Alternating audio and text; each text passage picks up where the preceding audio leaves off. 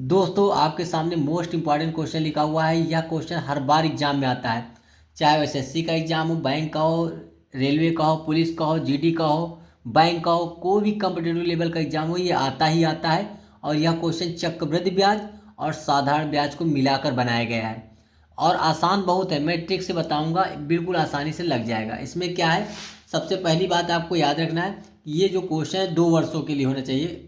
पहली बात जो मैं ट्रिक देने जा रहा हूँ, यहाँ पूरा पढ़ लीजिए। 15% वार्षिक ब्याज की दर पर 2 वर्ष में किसी धनराशि पर साधारण ब्याज और चक्रवृद्धि ब्याज का अंतर 144 रुपये है, तो वह धन कितना होगा। ठीक ना, मतलब जो हम धन देते हैं वो कितना दिया हमने, ठीक ना, जिस पर चक्रवृद्धि ब्याज और साधारण ब्याज का अंतर। जब भी साधारण ब्याज और चक्रवृद्धि ब्याज का अंतर दे दें तो कैसे लगाना है वो मैं ट्रिक देने जा रहा हूँ, याद रखिएगा। कभी भी आपसे चक्रवृद्धि ब्याज और साधारण ब्याज का अंतर 144 दें और आपसे धनराशि पूछे तो आप बता सकते हो। और कभी कभी क्या होता है, आप धनराशि दे देते हैं और इन दोनों का अंतर पूछ लेते हैं, चक्रवृद्धि ब्याज और साधारण ब्याज का। तो चलिए इसको लगाते हैं। कोई प्रॉब्लम हो हमें व्हाट्सएप करिएगा, व्हाट्सएप अभी नंबर लास्ट में मैं दे दूंगा, बीच में भी दे सकता हूँ, इसलिए पूरा वीडियो देखिएगा तभी समझ में आएगा। सबसे पहले तो हम छोटा सा सूत्र लिख लेंगे ताकि आपको याद हो जाए दोनों का अंतर का सूत्र क्या होता है। चक्रवृद्धि ब्याज, चक्रवृद्धि ब्याज व साधारण ब्याज में अंतर। साधारण ब्याज में अंतर जानते हो क्या होता है, ध्यान से देखिए। अंतर बराबर होता है, बिल्कुल आसान सा सूत्र है, पी आर स्क्वायर अपान 100 का स्क्वायर लगाना पड़ेगा। क्या लिखेंगे, पी आर स्क्वायर अपान 100 का स्क्वायर। ठीक है, पी आर स्क्वायर अपान 100 का स्क्वायर ये सूत्र है।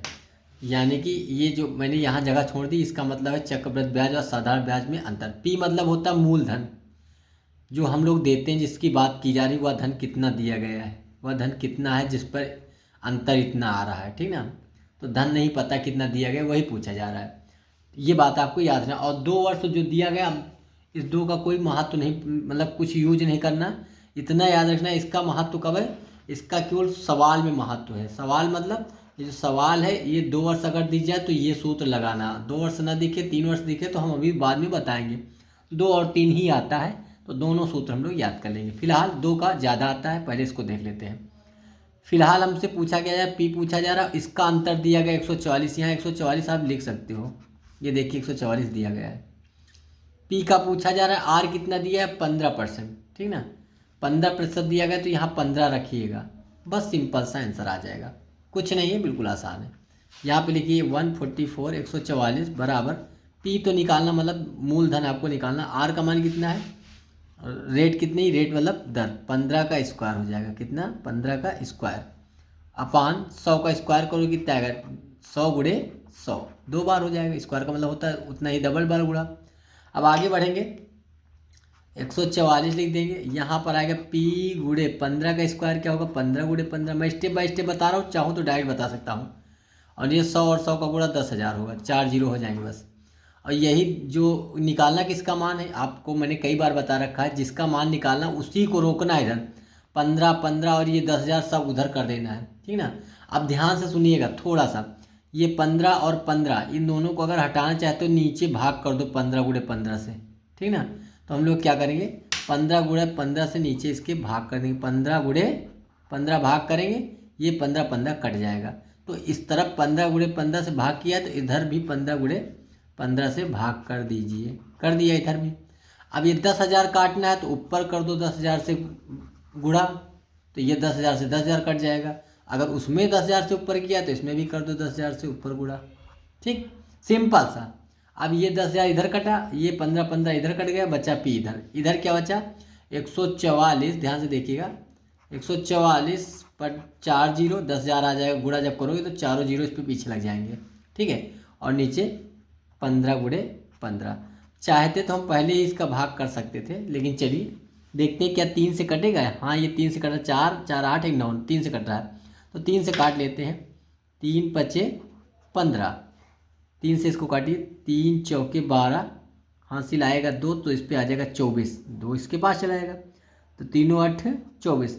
कितना आ गया 48 पे 4 जीरो, 48 पे 4 जीरो। ये अब क्या 3 से कट रहा है, इसको भी काट लेते हैं। 3 बचे 15, 48 को काट दो, 3 एकन्नम 3, कट गया 4, एक बचा 18 हो गया, 3 छंग 18, कट गया 48 भी, 1 2 3 4 जीरो लगा दो, ठीक है।